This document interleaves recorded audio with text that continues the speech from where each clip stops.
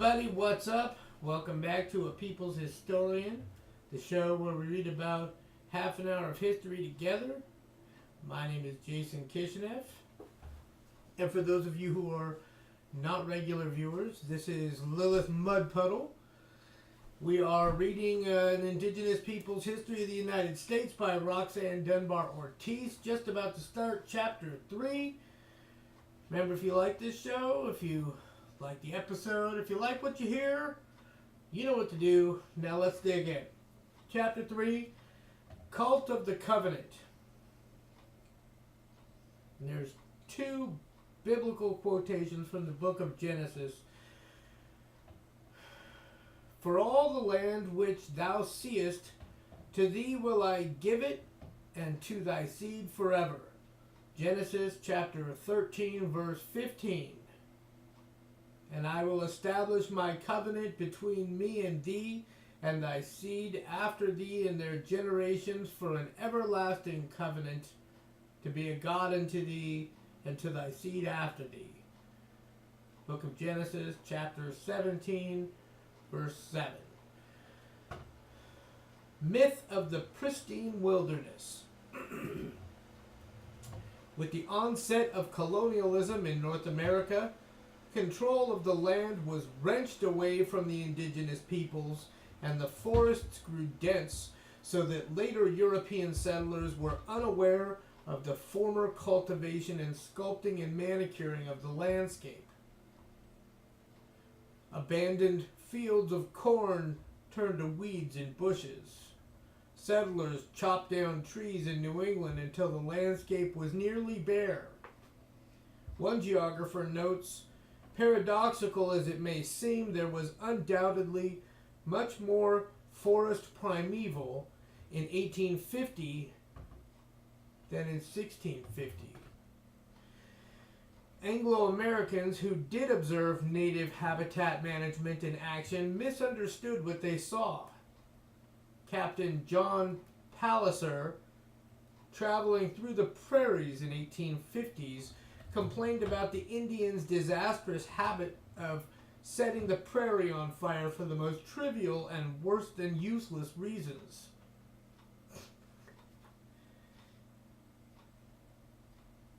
You stuck, BB? Yeah, I call Lilith BB. In 1937, Harvard naturalist Hugh Raup, R-A-U-P, claimed that the open, park-like woods written about in earlier times had been, from time immemorial, characteristic of vast areas in North America and could not have been the result of human management. In the founding myth of the United States, the colonists acquired a vast expanse of land from a scattering of benighted peoples who were hardly using it. An unforgivable offense to the Puritan work ethic. The historical record is clear, however, that European colonists shoved aside a large network of small and large nations whose governments, commerce, arts and sciences, agriculture, technologies, theologies, philosophies, and institutions were intricately developed. Nations that maintained sophisticated relations with one another and with the environments that supported them. By the early 17th century, when British colonists from Europe began to settle in North America, a large indigenous population had long before created a humanized landscape almost everywhere, as William Denevan puts it. Native peoples had created town sites, farms, monumental earthworks, and networks of roads, and they had devised a wide variety of governments, some as complex as any in the world. They had developed sophisticated philosophies of government, traditions of diplomacy, and policies of international relations. They conducted trade along roads that crisscrossed the land masses and waterways of the American continents. Before the arrival of Europeans, North America was indeed a continent of villages, but also a continent of nations and federations of nations. Many have noted that had North America been a wilderness, underdeveloped without roads, and uncultivated, it might still be so, for the European colonists could not have survived.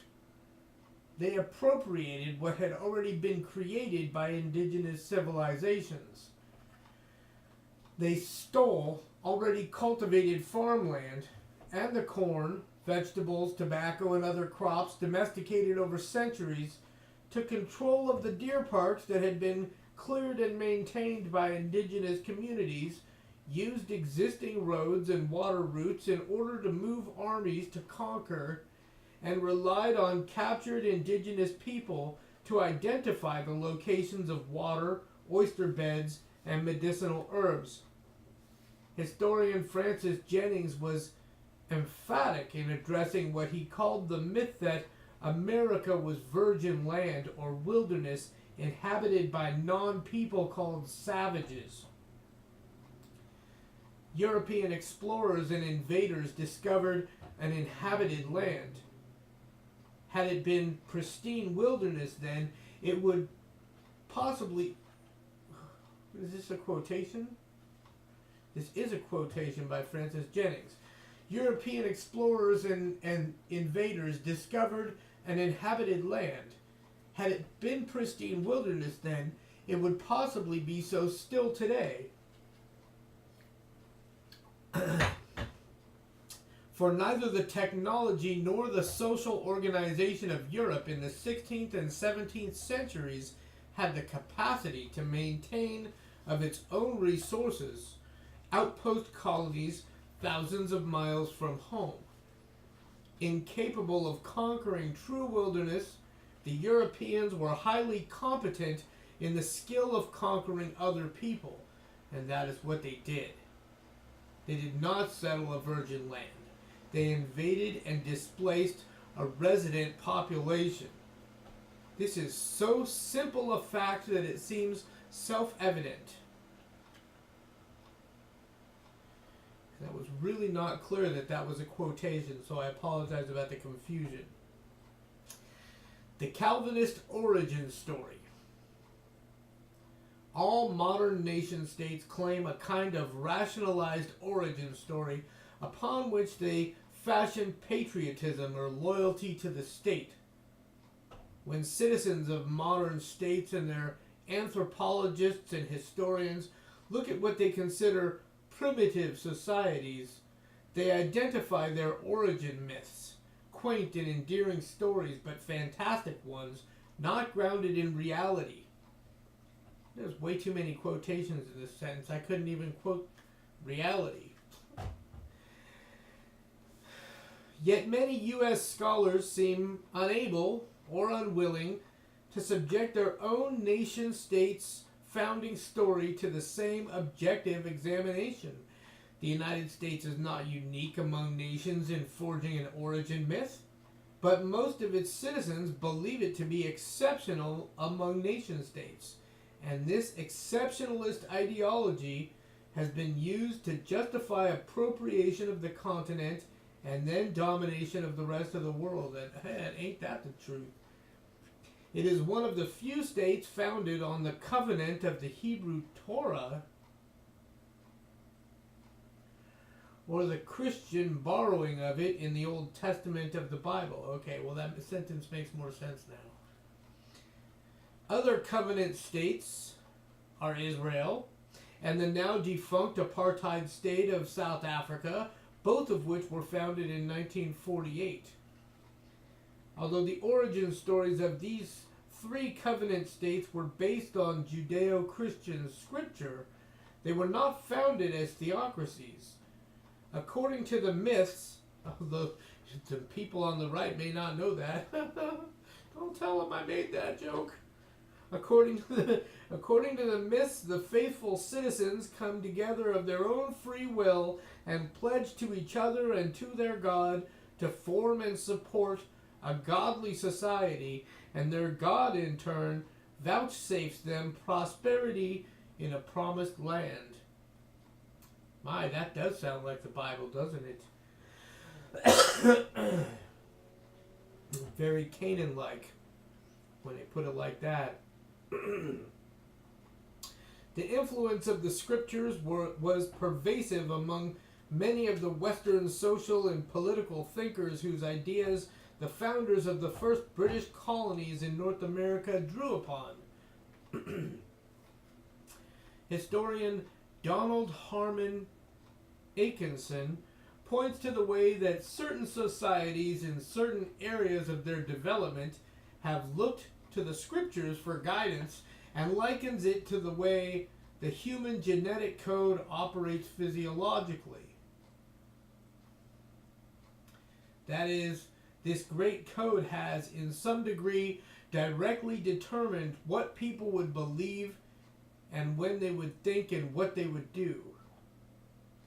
Dan Jacobson, a citizen of Boer-ruled, that was hard to say, Boer-ruled South Africa, whose parents were immigrants, observes that, and this is a quotation,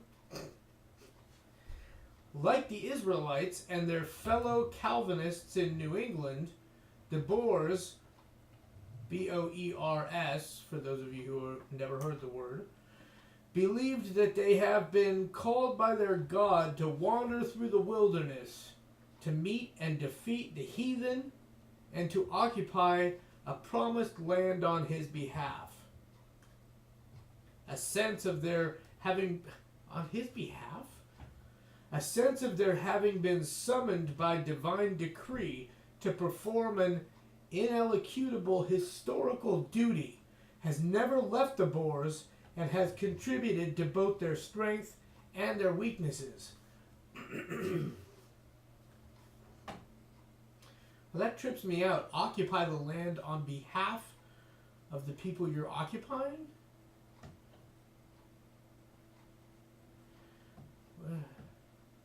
But that is, it goes with the exceptionalism, doesn't it? It's just so weird that people could think that way. Founders of the first North American colonies and later of the United States had a similar sense of a providential opportunity to make history. Indeed, as Atkinson reminds us, it is from the scriptures that Western society learned how to think historically. The key moment in history, according to covenant ideology, involves the winning of the land from alien and indeed evil forces. I feel like I should apologize to everybody. The principal conduit of the Hebrew scriptures and covenant ideology to European Christians was John Calvin, the French religious reformer whose teachings coincided with the advent of the European invasion and colonization of the Americas. The Puritans drew upon Calvinist ideology in founding the Massachusetts Bay Colony, as did the Dutch Calvinist settlers of the Cape of Good Hope in founding their South African colony during the same period. Calvinism was a Protestant Christian movement with a strong separatist political component. In accord with the doctrine of predestination, Calvin taught that human free will did not exist. Certain individuals are called by God and are among the elect. Salvation, therefore, has nothing to do with one's actions. One is born as part of the elect or not, according to God's will.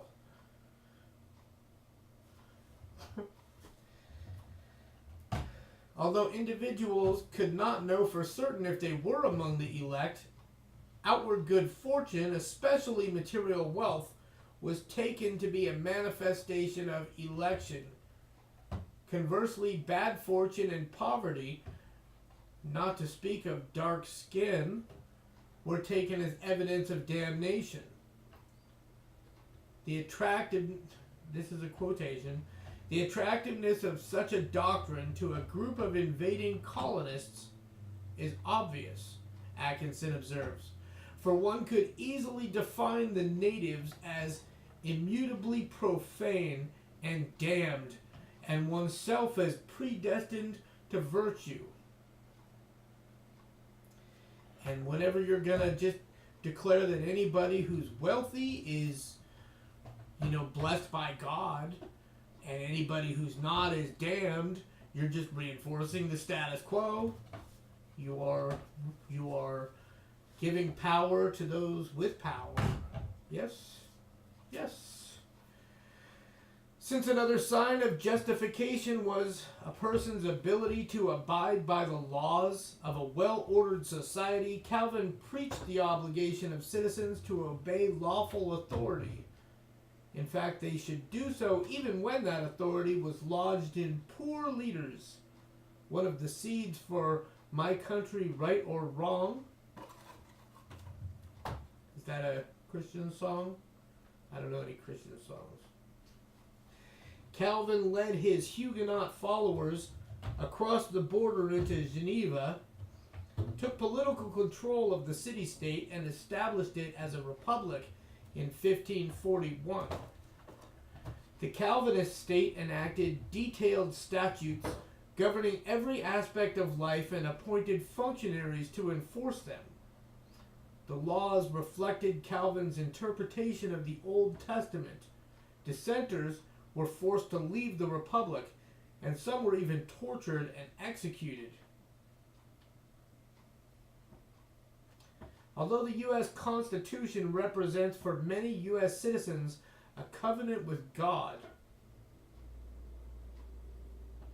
the U.S. origin story goes back to the Mayflower Compact, the first governing document of the Plymouth colony, named for the ship that carried the 100 or so passengers to what is now Cape Cod, Massachusetts, in November 1620. 41 of the Pilgrims, all men, wrote and signed the compact, invoking God's name and declaring themselves loyal subjects of the king.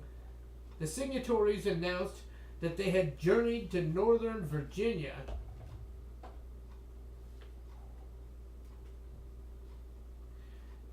as the eastern seaboard of North America was called by the English, to plant the first colony, and did therefore covenant and combine ourselves together in a civic body politic, to be governed by just and equal laws, enacted for the general good of the colony, unto which we promise all due submission and obedience.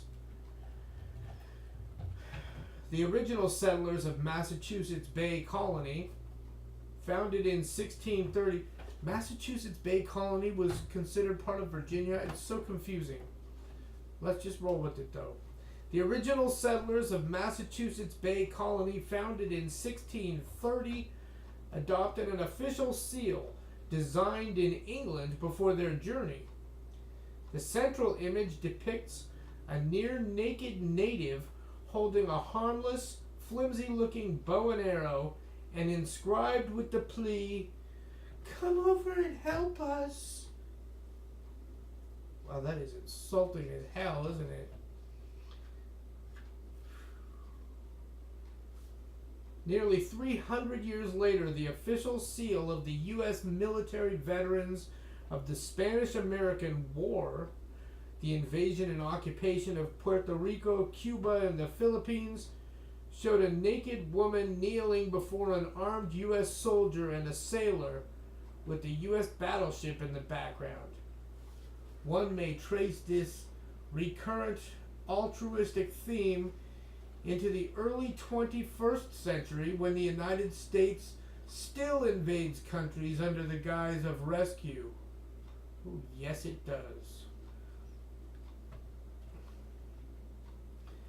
In other modern constitutional states, constitutions come and go, and they are never considered sacred in the manner patriotic U.S. citizens venerate theirs. Great Britain has no written constitution.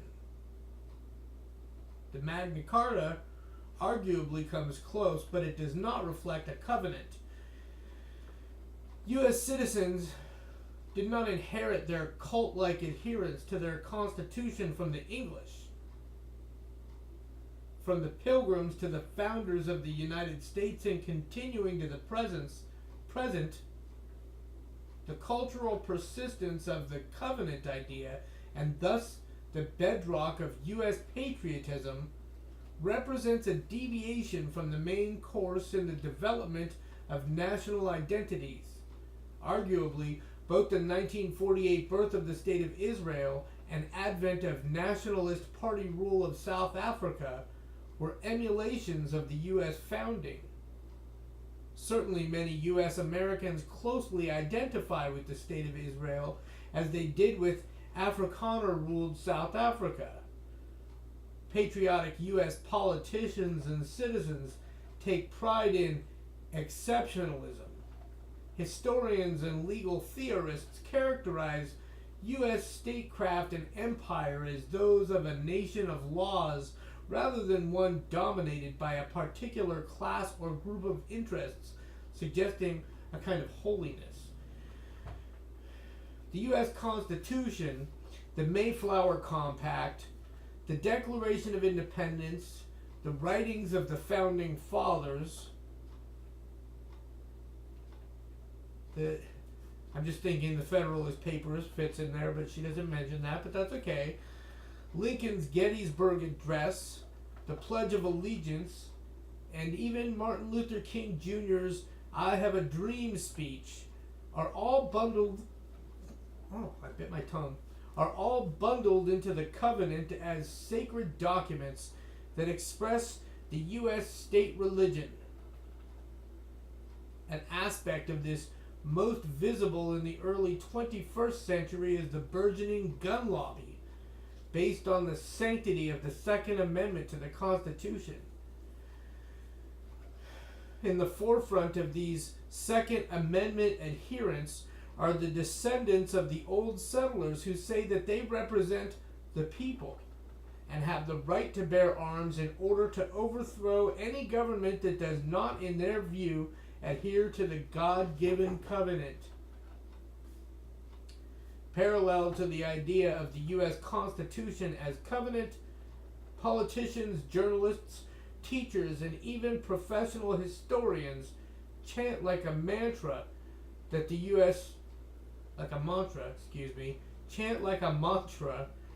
United States is a nation of immigrants. From its beginning, the United States has welcomed, indeed often solicited, even bribed immigrants to repopulate conquered territories cleansed of their indigenous inhabitants. I'm going to reread that. Let's read it again. From its beginning, the United States has welcomed, indeed often solicited, even bribed immigrants to repopulate conquered territories cleansed of their indigenous inhabitants. From the mid-19th century, immigrants were recruited to work mines, raise forests, construct canals and railroads, and labor in sweatshops, factories, and commercial farm fields. In the late 20th century, technical and medical workers were recruited. The requirements for their formal citizenship were simple: adhere to the sacred covenant through taking the citizenship oath, pledging loyalty to the flag, and regarding those outside the covenant as enemies or potential enemies of the exceptional country that has adopted them, often after they escaped hunger, war, or repression, which in turn were often caused by U.S. militarism or U.S. economic sanctions. Yet no matter how much immigrants might strive to prove themselves to be as hardworking and patriotic as descendants of the original settlers, and despite the rhetoric of e pluribus unum, they are suspect. The old stock against which they are judged inferior includes not only those who fought in the 15-year war for independence from Britain, but also, and perhaps more important, those who fought and shed Indian blood, Indian in parentheses, shed blood, Indian blood, before and after independence in order to acquire the land. These are the descendants of English pilgrims, Scots, Scots-Irish, and Huguenot French, Calvinists all, who took the land bequeathed to them in the sacred covenant that predated the creation of the independent United States. These were the settlers who fought their way over the Appalachians into the fertile Ohio Valley region, and it is they who claimed blood sacrifice for their country. Immigrants, to be accepted, must prove their fidelity to the covenant and what it stands for. Let's close the episode there. Thank you for joining me. I hope you liked it. I also hope you'll hit that like and subscribe button. We'll see you next time.